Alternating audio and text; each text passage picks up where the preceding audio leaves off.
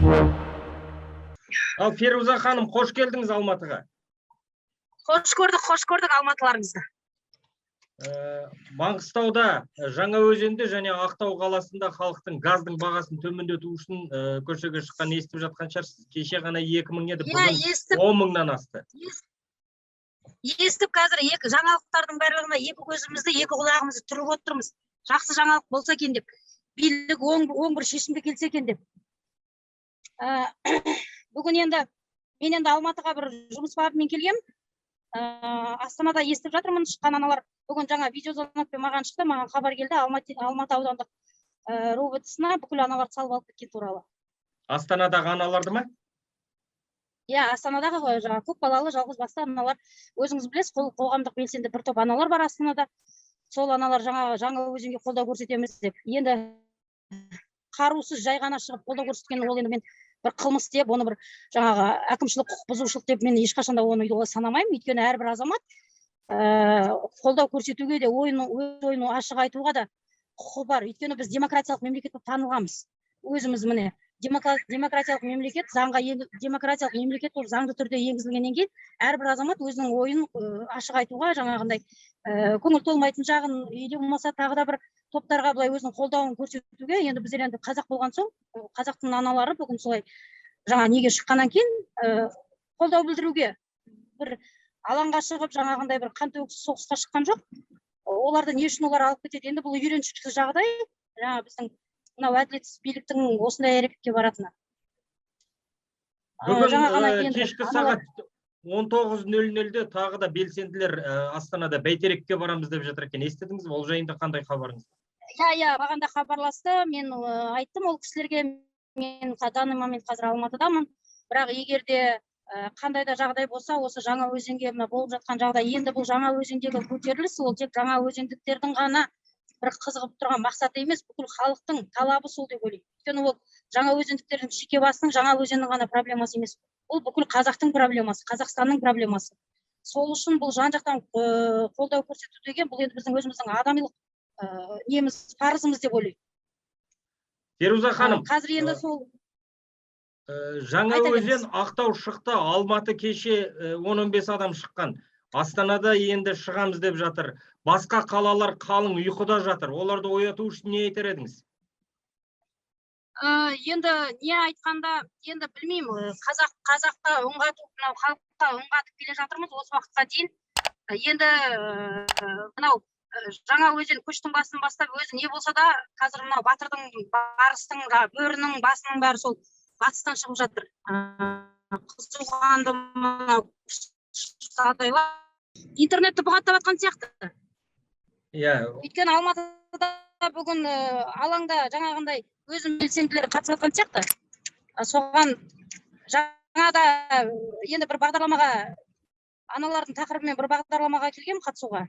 Сол бағдарламада енді жаңа камерамен жыртвокзалдан күтіп алды. Сол арада да жаңағындай өзіңіз білесіз, біздер жүрген жерде кімдер жүретін. Енді сол кісілер қазірде келіп, тыныштықпа деп сұрап жатыр да. Интернет бағана ойыңызды бұзып жіберді. Сонымен басқа қалаларды ояту үшін не айтар едіңіз? Басқа қалаға ояту үшін мен айтар едім, бұл тек қана Жаңаөзеннің ғана мәселесі емес, Жаңаөзенде болып жатқан проблема емес, бұл 30 жылдық мынау әділетсіз биліктің 30 жылдағы біздің мынау батыратын жерге батырып тастап, батпаққа батырып тастады. Енді білмеймін, осыдан оянбасақ, енді қашан оянатынымызды.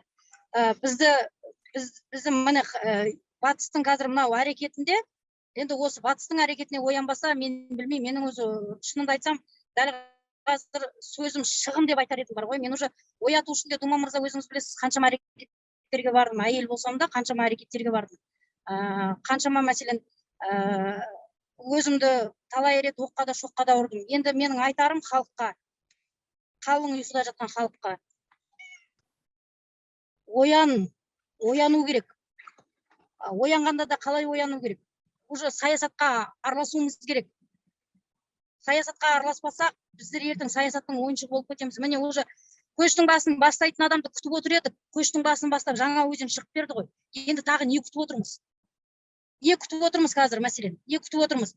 қазір мынау енді мемлекеттік жұмыста істейтін көбісі қазір намысынан нанын биікке қойып, нанын намысына айырбастағандар көбейіп кетті. Солардың салдарынан да ояна алмай отырмыз. Бізде мәселен қазір білмеймін уже. Мен айтатын әңгімемнің бәрін уже айтып болған кезінде.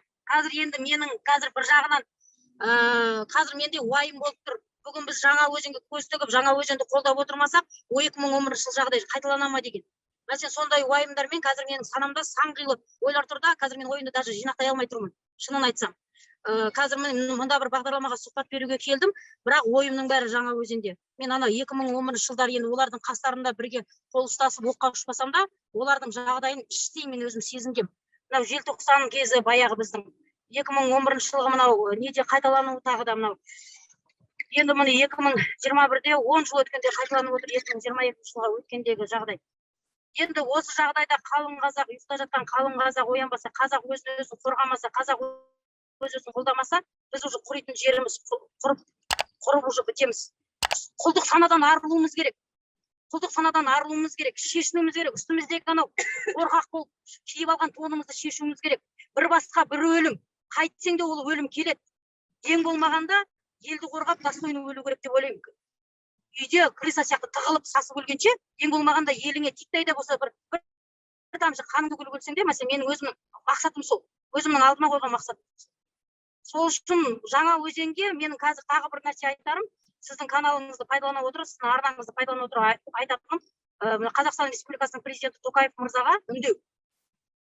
Аналар атынан, Қазақстанның аналары атынан, Қазақстанның бір халқының бір бөлшегі екенімді пайдалана отырып, азаматтық құқығымды пайдалана отырып, үндеуімді айтарым, бір түйір заңсыз әрекетке барылмасын. Бұл ешқандай заңсыз митинг емес бұл. Бұл ешқандай қару қолданып қан төгіске шыққан бір арам ойлы митинг емес. Бұл халықтың талабын көтеріп шыққан жаңа өзен халқының шынайы мынау бүкіл 18 миллион халықтың талабын арқалап шыққан азаматтар мен азаматшалар. Оларға оқ атпауын, 2011 жылдағы жағдай қайталанбауын, қазір бүкіл халық сол жаңа өзенге қазір көз тігіп отырмыз. 2011 жылдағы мен айтпаймын қалың қазақ ұйқыда деп. Былай айтқанда қазір 65% қазақ уже қазір жаңа өзенге көз тігіп отыр. 65% халық. Енді 35% жаңағы мемлекетте миллиондап жалақы алғандар, жаңағындай намысын нанға айырбастағандар деп айтады. Ертеңгі елім, ертеңгі ұрпағым деген бүкіл өзінің санасы биік сондай азаматтар қазір көз тігіп бәріміз қарап отырмыз. Бір оқ үзілгенін естісек, или болмаса қандай да бір жаңағындай әділетсіздікпен мынау кезінде жазықсыз сотталып кетті, сондай бір соттар, заңсыз қамалулар болатын болса, біздер кешірмейміз. Біз сондай халықпыз, кешірімді, сабырлы халықпыз. Біздің сабырымызды сынамасын. Біздің кешіріміз қашанға дейін жететінде сынамасын. Біз сондай үлкен бір топан су сияқты халықпыз, бір көтерілсек цунами сияқты бәрін шайып кетеміз. Міне осыны мен әрі үндеу, әрі ескерту ретінде осы нәрсені қоғамдық белсенді екенімді пайдалана отырып, ана екенімді пайдалана отырып, ертеңгі ұрпағымды, өзімнің өмірге алып келген балаларымды уайымдап, менен басқа да қаншама аналардың өмірге алып келген ұрпақтары ертең әділетті болашақта өмір сүруін талап етіп, мені Токаевқа лично осындай үндеу жариялаймын. Қоғамдық белсенді Фируза Сапар. Еститін үкіметке немесе жаңағы еститін Токаевымыздың құлағына бұл үндеуіңіз жетсе көрерменді. Енді жетеді деп үміттенеміз. Өйткені мен ойлаймын, билік жемқор, билік арамза, билік жаңағы бар нәрсе, бірақ өлік емес қой. Бізді басқарып отырғандар тірі адамдар ғой. Тірі адамның естімеуі мүмкін емес. Тірі адам өлік болып біздің үнімізді естімесе, молаға барсында орнын қазып, өртін тауып алса, дозақтан ба, жұмақтан ба орын алсында жата қалсын. Менің айтарым осы. Өйткені тірі адам, мынау халықтың жан айқайын есту керек, тірі билік есту керек. Бұлар керең деп те айтпаймын мен бұларды. Осындай жан айқайды естімесе, бұлар өлік билік. Өлік, мола билік. Мен басқа айтарым жоқ. Жақсы. Көп рахмет, Фируза ханым.